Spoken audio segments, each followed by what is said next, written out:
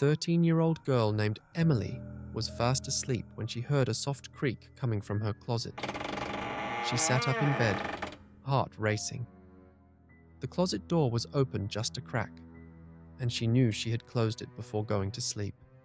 She whispered, "Mom?" No answer. She turned on her lamp and froze. The closet door was now halfway open. She got up slowly, tiptoeing across the room. Just as she reached for the door, it slammed shut. Emily screamed and ran to her parents' room, but they were gone. Out of town, on a trip.